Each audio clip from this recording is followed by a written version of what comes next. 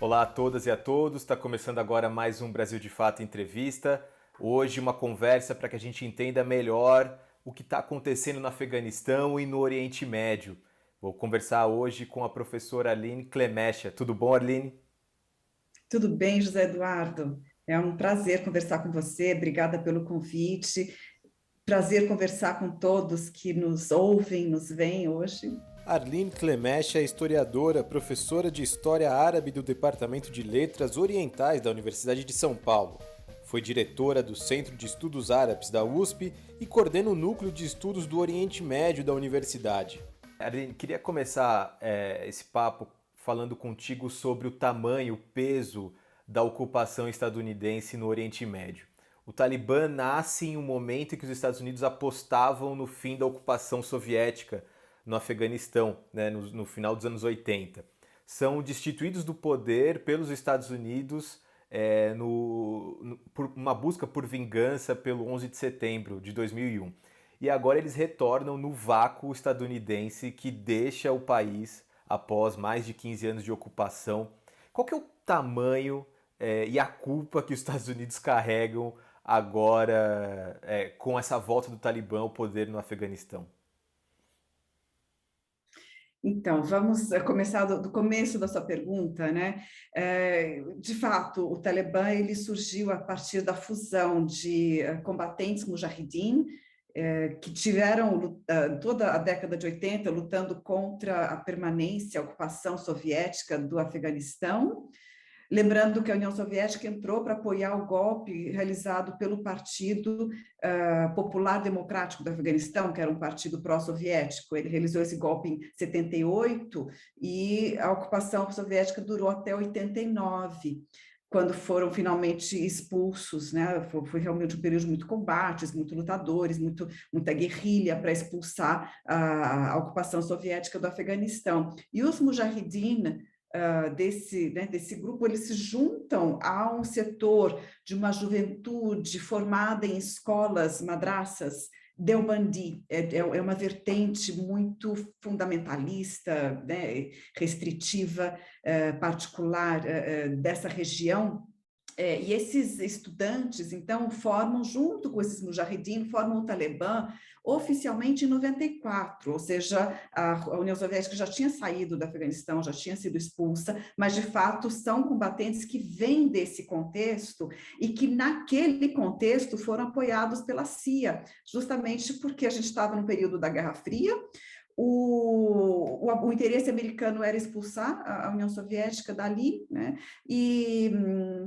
Né, sem calcular qualquer outro, né, tipo de consequência. Ele, então, empoderou, com certeza, armou, né, deu treinamento, financiou esses combatentes que acabaram se tornando um grupo extremamente radical, e radical professando e aplicando nas regiões sob seu domínio essa forma fundamentalista de enxergar, né, o Islã. O que não é a forma, né, majoritária, das escolas legais majoritárias, não, é um fundamentalismo, é uma vertente radical. Aí o Talibã, aliás, quando a União Soviética saiu finalmente do Afeganistão, o que aconteceu na sequência foi uma guerra civil atroz. O nível de conflitividade, inclusive, chegou a aumentar dentro do Afeganistão, porque os grupos que estavam combatendo para expulsar a União Soviética não conseguiram entrar num acordo entre si, numa configuração nova, e continuaram lutando entre eles. Então, deu origem a uma guerra civil, e dentro do contexto dessa guerra civil é que o Talibã chegou ao poder em 96. E ele chega ao poder dizendo que ele irá desarmar a população, incluir os anciões, né, os líderes tribais, rurais, dentro de um novo governo, e que esse governo vai responder às diretrizes dos anciões. A sociedade tradicional tribal, ela se organiza dessa forma. O que acontece, no entanto, não é isso. O Talibã no poder, ele acaba impondo a sua vertente islâmica radical, que não é aceita, bem vista, na verdade ela só é aceita porque não tem outra saída, eles têm o poder, eles têm a força de aplicá-la, mas a população não vê com bons olhos a proclamação do Emirado do Talibã naquela época, em 96. Internacionalmente falando, 3 governos emitiram né, um reconhecimento formal, oficial, do governo do Talibã do Afeganistão. Esses governos foram Arábia Saudita, que, aliás, a sua interpretação wahhabi do Islã é muito semelhante à interpretação Deobandi do Talibã. São simplesmente braços diferentes, formados em regiões diferentes, mas são duas vertentes extremamente radicais, que extrapolam o que é o Islã tradicional, segundo suas 4 escolas legais sunitas, ou sua escola legal xiita, que é a Jafari. Então, a Arábia Saudita, os Emirados Árabes Unidos, que né, segue a Arábia Saudita em todos esses aspectos que eu mencionei, e o Paquistão, vizinho ali do Afeganistão, foram os países que reconheceram. Os Estados Unidos, então, o papel deles, até esse momento que eu estou falando, é muito grande, porque eles tinham apoiado esse grupo, foram eles que deram né, a sustentação para o grupo se formar dentro de um contexto de Guerra Fria.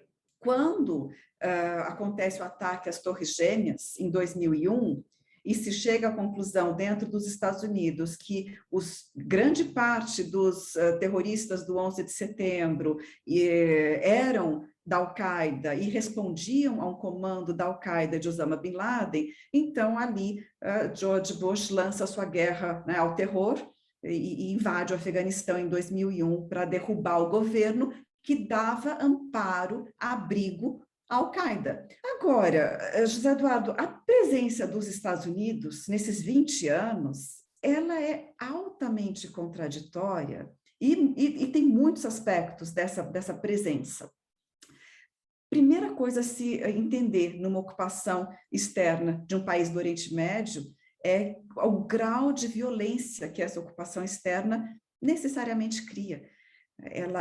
Os ataques às células de resistência, nenhum deles consegue, digamos assim, se colocar dentro de um combate seguindo a lei internacional e a proteção da população civil.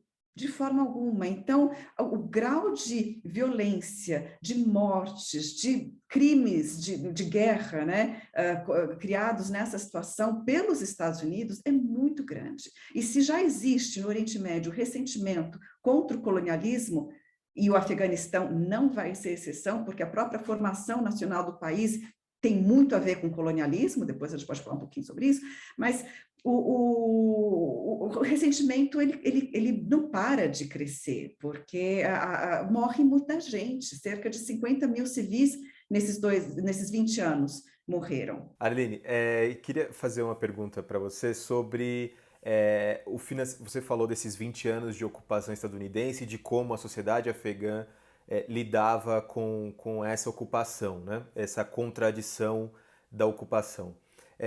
São vários e vários bilhões de dólares, né? Parece que chega a $1 trilhão dos Estados Unidos investidos no Afeganistão, mas que agora se revelam como investimentos muito relativos, né? Em geral direcionados à ocupação militar, né? A gastos militares, a gastos com assistência, mas nada estrutural, ou seja, deixa o Afeganistão muito praticamente como estava, né?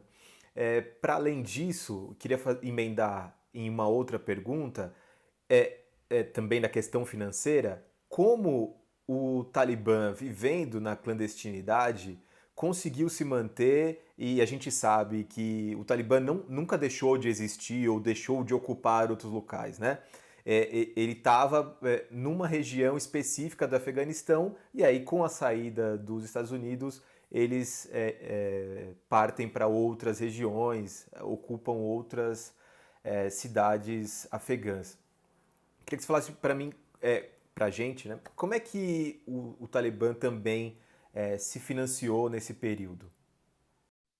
A questão do financiamento é chave, né, nesse contexto. Quando os Estados Unidos invadiram o Afeganistão em 2001, o argumento era encontrar Osama Bin Laden e destruir a Al-Qaeda.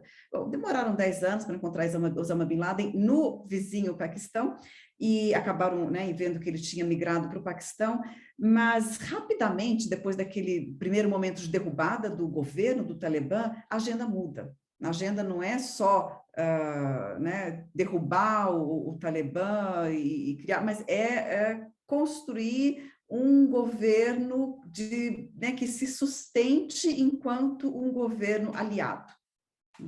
Então, inevitavelmente, ia ter que ter dinheiro para infraestrutura, sim.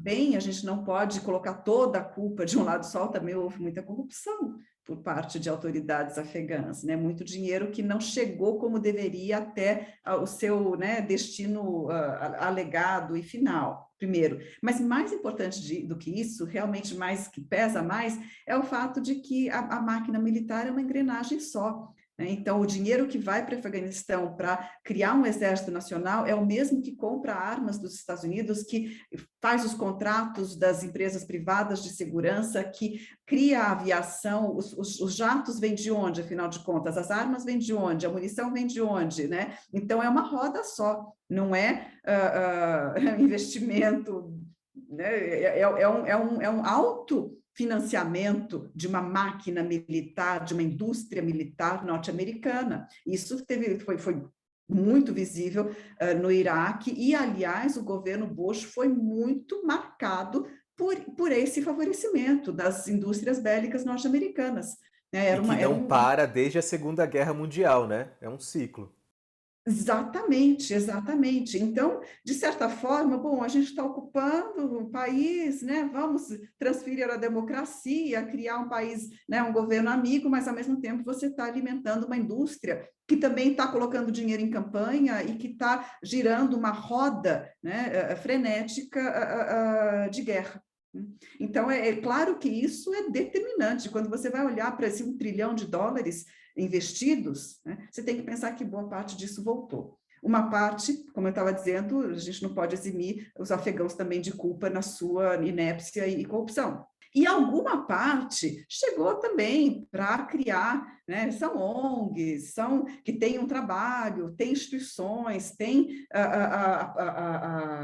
o próprio, né, governo vai ser estruturado minimamente, as escolas, universidades, tem alguma coisa sendo construída, a gente não pode também, né, tábula rasa e não existe nada, mas existe, claro, como motivador para essa política externa de guerra ao terror, estava a indústria bélica, a indústria da guerra, ela estava por trás disso com certeza. O Talibã traz outra enorme contradição, quando a gente vê que é um grupo que professa uma visão radical do Islã, supostamente condena o tráfico em geral, o tráfico de drogas especificamente, o uso de drogas mais ainda, o tráfico pode ser punido com a morte, e, no entanto, ele se sustenta tendo como principal fonte de financiamento durante toda a sua existência o tráfico do ópio. Então, é uma contradição ambulante, se a gente quiser ver por esse ângulo. Além disso, onde o Talibã pôde exercer um governo e um controle, ele também teve outras fontes de financiamento, desde impostos até mineração, né? Então, tem uma diversificação também, mas, sem dúvida, o tráfico de ópio foi a principal fonte de sustentação de recursos do Talibã desde a sua origem. Você comentou sobre a influência de outros países da região num islamismo mais radical, né? A Arábia Saudita, Emirados Árabes, o próprio Paquistão. E a gente vê, além do Talibã, que agora ocupa o Afeganistão, a gente viu também recente o Estado Islâmico ocupando várias regiões do Oriente Médio, a Síria, o Iraque, né?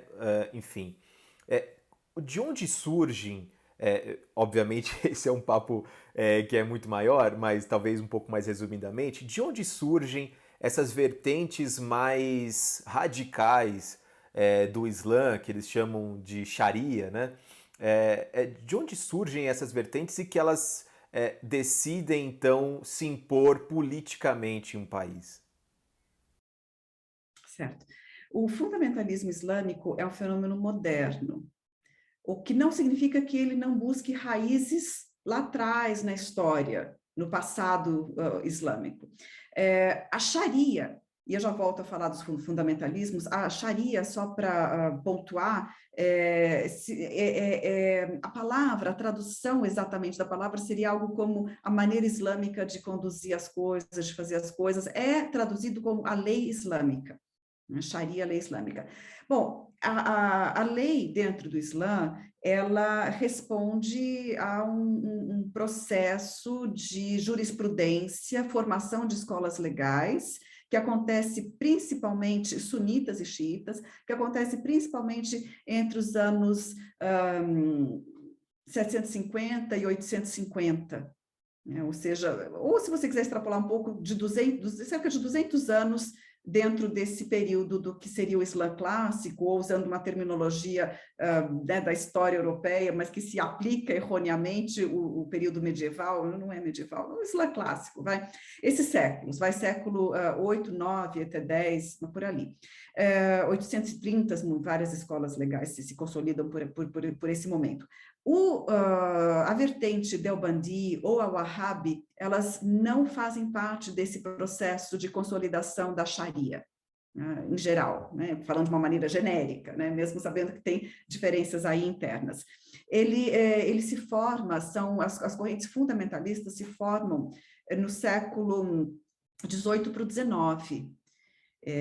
O wahhabismo na Arábia Saudita foi um movimento político de rebelião e de interpretação que não aceitou, aliás, a visão das escolas legais e que cria, então, um movimento muito violento e com características de uma interpretação muito particular do que deveria ser a Sharia, do que deveria ser o Islã, e vão se juntar a uma tribo dentro da região, em determinado momento, que é a tribo do Saud, e, aliás, a Arábia Saudita ela vai ser formada dessa forma, pela aliança entre o wahhabismo, enquanto movimento político sectário, e uma tribo que está, por acaso, sentada sobre as regiões petrolíferas, né, mais no leste da península, e, aliás, ainda com apoio britânico externo, e assim nasce a Arábia Saudita, desde sempre um Estado wahhabita, criado segundo essa ideologia, que é uma ideologia fundamentalista que é tão opressiva contra a mulher quanto o Talibã.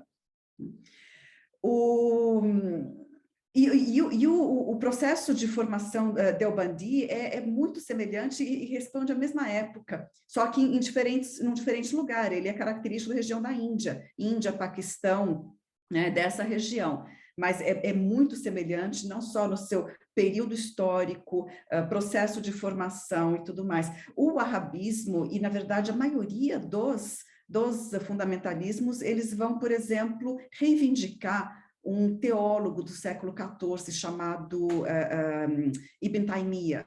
Ibn Taymiyyah não criou nenhum movimento fundamentalista naquela época, ele foi um teólogo, mas o que ele deixou escrito vai ser reivindicado numa época moderna por esses grupos. Arline, os porta-vozes do Talibã vieram a público na última semana, logo após a ocupação, usando um tom moderado na conversa, inclusive uma entrevista a uma jornalista do principal canal afegão,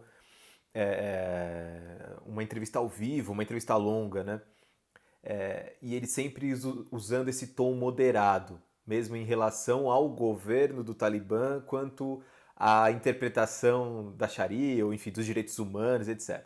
Mas, nos últimos dias, alguns manifestantes contrários à ocupação e ao apagamento da bandeira do Afeganistão, que em alguns locais já foi trocada pela bandeira dos Emirados, né, como eles se autodeterminam, já houveram mortes de pessoas, enfim, de manifestantes nesses confrontos. Você acha que a conversa dos porta-vozes com a imprensa internacional, ela é uma fachada de moderação e, na verdade, o Talibã vai se manter com pulso firme às leis islâmicas? É difícil responder nesse momento, veja, porque eles têm motivos para. Vai depender da correlação de forças, das tensões internas e internacionais, do que vai ser mais conveniente para eles. Acho que a gente não tem que ter dúvida que a vontade do Talibã é governar segundo a sua visão do Islã, é governar sozinho, né, impor o seu governo, afinal, eles são o grande vencedor desse processo. Essa é a vontade. Né? Então, eles vão atuar com isso em mente, essa vai ser a direção que eles vão buscar. Agora, nesse momento, eles atuam dessa forma, tentando acalmar os ânimos e dar, né, garantias verbais que não são garantias para a população, porque, primeiro, eles precisam tentar eliminar focos de resistência interna. Isso eles já vêm fazendo desde antes de tomar Cabul. Aliás, isso responde, inclusive, a como que eles conseguiram tomar tão rapidamente o Afeganistão, porque eles já vêm conversando, eles já vêm, né, dando garantias de que irão governar no interesse de todos há muito tempo. Né? Pelo menos o último ano, desde as conversas com Trump, né? E da perspectiva de saída dos Estados Unidos. Aliás, um grupo como esse sabe que o que eles precisam é perdurar enquanto a ocupação durar, né? E que vai chegar um dia, então eles se organizam para esse dia desde sempre, não tenha dúvida. E agora, finalmente, eles tomam o poder, mas a sociedade ela é multifacetada. O país ele é extremamente fragmentado. E o Talibã viveu a guerra civil da década de 90. Então, ele está procurando dar garantias e apaziguar e eliminar focos de resistência reais, possíveis, latentes, dentro do Afeganistão. Então, primeiro. Segundo, ele não quer ser um Estado pária internacionalmente, como foi do primeiro momento. Ele quer poder ser aceito, reconhecido, né? Ele não quer ter seus recursos congelados nos Estados Unidos, ele não quer sofrer sanções, ele quer poder dialogar, poder fazer parte do poder mundial, né? Em outras palavras. Então, ele procura dar essas garantias, né? Acalmar, apaziguar e assim por diante. Mas ele usa essa frase muito vaga. Iremos garantir os direitos das mulheres dentro da lei islâmica. Agora, me encontre alguém que possa garantir o que vai ser a sua interpretação da lei islâmica no dado momento, né? Quando governou o Afeganistão entre 1996 e 2001, o Talibã foi extremamente restritivo aos direitos das mulheres, tratadas como subalternas aos homens, sem direito ao trabalho e ao estudo, por exemplo. Apesar da pressão internacional para que as mulheres sejam respeitadas, porta-vozes do grupo já apontaram que elas terão direitos, mas restritos às leis islâmicas. Você falou sobre a posição e de como o Afeganistão, o Talibã, na verdade, quer se mostrar para o mundo. O Afeganistão está numa posição geopolítica privilegiada, né? Ele tem uma proximidade de fronteira com a China, tem adversários e parceiros dos Estados Unidos ali ao redor. Quais são os principais interessados nessa região e também que o Talibã talvez se beneficie disso? Veja, eu já tenho falado, dado essa explicação várias vezes, e então, se eu resumir demais, é um pouco porque, né, a gente ainda tem muito o que esperar, na verdade. Então, o que a gente pode falar nesse momento são algumas coisas básicas. Primeiro, com a retirada dos Estados Unidos, as potências regionais entram em cena. Né? Elas se colocam, porque esse vácuo não vai ser ocupado só pelo Talibã. Também as potências que fazem fronteira, aquelas que mais influenciam regionalmente falando, elas, né, vão ter que agora se colocar, não que não se colocavam antes, mas esse novo governo cria, né, uma incerteza e eles vão ter que resguardar seus interesses, enfim. Então, de quem que a gente está falando? Regionalmente, a gente está falando do Irã, bom, Arábia Saudita, mas não tem fronteira com o Afeganistão, né, e já teve no passado uma posição de aliada, mas a Turquia, que tem também, né, dado garantias e tem também se colocado numa posição de não vamos, né, ficar na ofensiva, pelo contrário, vamos, né, ter um canal, uma porta aberta. Então, e são duas repúblicas. O Erdogan tem uma pauta islamizante muito forte na Turquia, né? Então não é a mesma vertente, não é a mesma, não, mas tem aí afinidades grandes em termos de interesses estratégicos de mais longo prazo. O Irã, especificamente, tem um fatorzinho ali interno no Afeganistão muito importante, que é a relação com a população xiita de dentro do Afeganistão. Essa população xiita talvez chegue a quase 30% do Afeganistão, ninguém sabe ao certo. E se o Talibã permitir a proliferação de grupos salafistas radicais, que não são o Talibã, mas estilo Al-Qaeda, estilo ISIS e tal, que venham a atacar de alguma forma, criar, né, insegurança para essa população xiita, o Irã vai intervir, né, de alguma forma. Vai ocupar o Afeganistão? Não, nenhuma potência regional quer o lugar que os Estados Unidos deixarem aberto. É um lugar muito oneroso.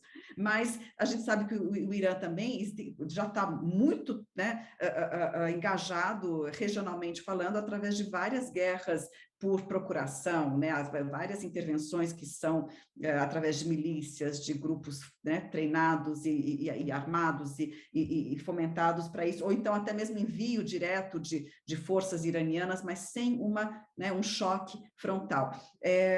Então é possível que o Irã, primeiro, engaje num nível diplomático, né, que já vem apontando, para pedir garantias do governo afegão em relação à minoria xiita. E caso essa garantia não seja respeitada, porque, veja, o Talibã, aí quero ver se você consegue, se eu consigo explicar. O Talibã, por um lado, ele não controla todos os grupos radicais dentro dos salafistas dentro do seu território, né, do Afeganistão. Então, quando ele diz que nós não vamos permitir o retorno da Al-Qaeda ou né, a organização de grupos que possam realizar atentados internacionais ou regionais, primeiro, ele não tem exatamente todo esse controle. Segundo, existe um interesse estratégico entre a Al-Qaeda e esses grupos, que é, mais uma vez, a agenda política e ideológica que eles têm em comum, a islamização da sociedade, exercício do poder dessa forma.